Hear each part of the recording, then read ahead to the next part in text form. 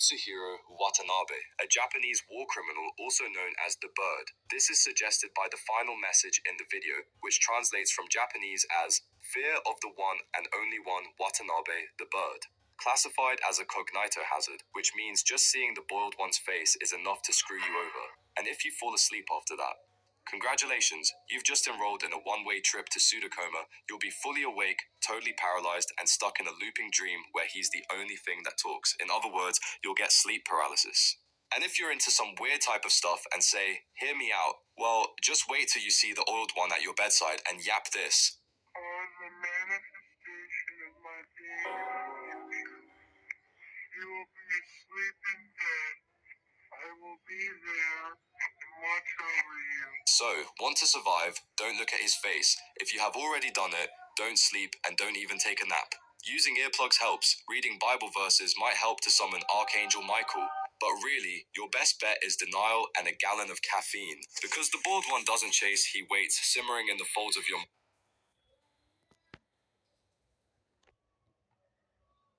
mind, knowing once you've seen his face, sleep isn't rest, it's surrender. The locust or the thump is a walking jump scare dressed in stick-like black limbs and childlike desperation. It's the main antagonist of Dr. Nowhere's TOE and Smilehood analog horror series. It's a monster that would like to play with you by ripping through your screen and possibly digesting your insides without leaving a scratch. Its body is stick-thin and biomechanical, covered in tube-like appendages and wires. It lures in victims by appearing on old televisions, pretending to be innocent with childlike speech and clumsy punctuation. But don't fall for the baby talk. This thing eats people, sort of. Victims are found with their bodies untouched, with organs gone and souls probably digested. It's been seen standing silently in rooms with faded wallpaper, like a kid's drawing of a nightmare that never got erased. If you see it on your screen, turn the TV off immediately. Smash it if you have to. If it's already broken through, forget hiding and just run. But it's absurdly fast and smarter than it lets on, so a car might buy you time. A motorbike? Maybe. And when you hear this needy call, it's not looking for snacks. It's looking for you. Just don't talk back. This thing doesn't want company. It wants your organs and a friend to pretend with. Philbus.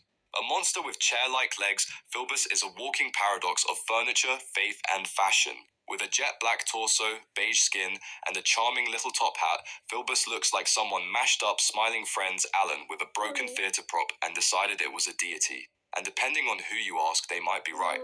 Philbus is tied to something called Philbism, an internet-born religion. Its core belief is that Philbus gave humanity the sacred gift of the chair, and that consuming chairs honors his great sacrifice. No one knows what the sacrifice was, or when, or why it involved chairs, but followers claim enlightenment comes from eating them. Wooden ones, IKEA ones, even recliners if you're brave.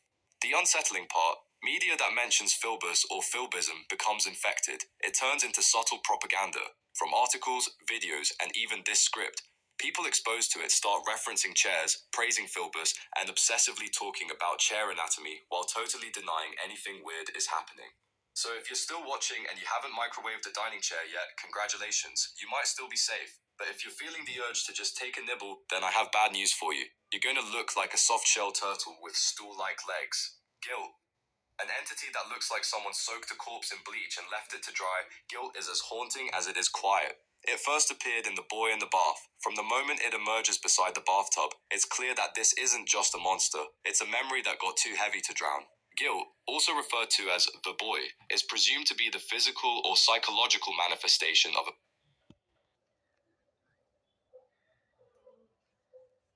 parent's overwhelming shame. The bathroom becomes its domain, the tub its altar. Its behavior is slow, eerie, and painfully intimate, like it doesn't want to. النهارده هنعمل تحدي ريكسونا بالتيشيرت الرمادي. ريكسونا ولا مدير عربي تاني؟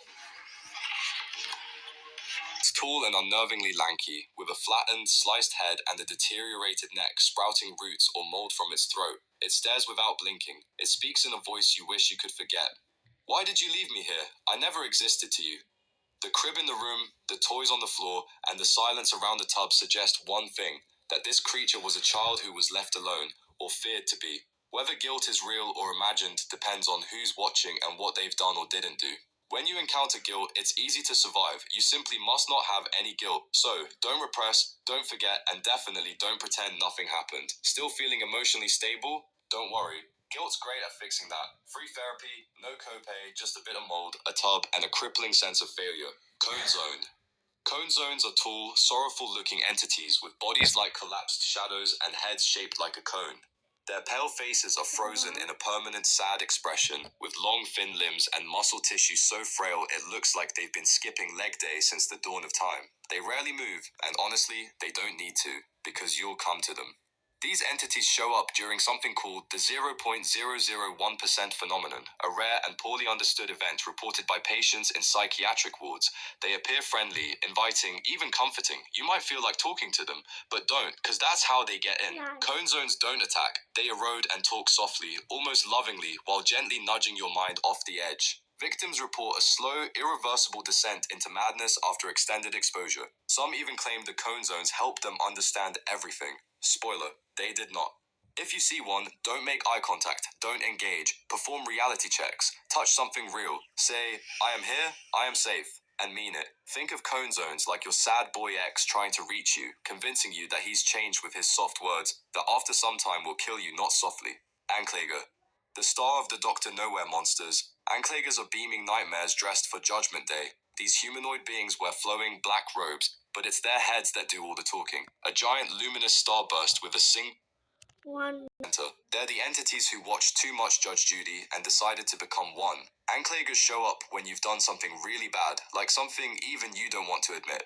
They don't speak and chase, they appear in softly glowing hallways, and suddenly you're face to face with every awful thing you've ever done. Regret floods in, and then comes the choice. You can repent, beg, break down, and try to make it right. Or you can deny everything and stand your ground. That second option, not recommended. Denial earns you a front row seat to the Anklager's wrath, a blinding flash of searing divine light that leaves nothing behind but ash and maybe some ironic symbolism.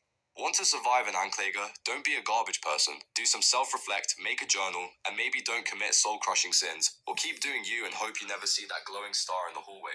However, if you unfortunately meet them, prepare your sunglasses, an extra SPF 100 sunscreen because you're about to receive a vaporization verdict and get exfoliated at the same time. Flesh beds. Flesh beds are parasitic mattress imposters that combine the comfort of sleep with the efficiency of slow, silent digestion. Also known by the scientific name Populus coolcita, these freaks of biology mimic ordinary bedding during hibernation, and yes, people have cuddled up on one and never woken up. The first confirmed victim was Alice Diger. Fittingly, her last name literally means to digest. They're terrifyingly stealthy, lightning fast once active, and sensitive to body heat. If you're warm, you're food. Their favorite time to strike is during sleep, making them the ultimate betrayal of bedtime. Flesh beds detect heat shifts in the room and, once activated, unravel like living fabric to feed clean, quiet, and efficient. Their most infamous chapter was in the 1960s when they were unknowingly distributed as part of a welfare bedding initiative. Entire low-income communities were supplied with flesh beds, leading to mass disappearances that were never officially recorded but left entire housing blocks eerily silent by morning. Dr. Nowhere has since tried to trace the damage, but the numbers have literally vanished, just like the victims. How can you protect yourself from flesh beds? First, sleep with a fan on, and second, ensure that there's a constant airflow that keeps them dormant, or don't. Maybe you enjoy being a midnight snack under the sheets. Breathman. Probably the most unsettling looking monster created by Dr. Nowhere, Breathmans are headless, skeletal creatures with pale, stretched skin and limbs long enough to make Slenderman look compact, with fingers that are like salad tongs designed by a sleep paralysis demon. Breathmans live in the headless macrocosm, a dream-based version of our world where every human has been replaced by them. You can only enter by dreaming about it, and if you wake up there, you've won the worst vacation package imaginable. They can't see, hear, or smell, but they feel everything. Your footsteps, your breath, and the vibration of your heartbeat. They're in constant agony from their inability to breathe, and your presence makes it worse. Sometimes they lash out, sometimes they just watch. Either way, sleep becomes a terrible idea once you've seen them. To avoid them, don't move, stay silent, and control your breathing. Anything you do might be the thing that sets them off, and if you ever dream of their world, whatever you do, don't fall asleep again. Breathman can't scream, so they make sure you do it for them. So if you're still breathing easily after all that, lucky you. Don't forget to subscribe for more nightmare fuel, and as always, stay safe, stay sharp, and I'll see you in the next one.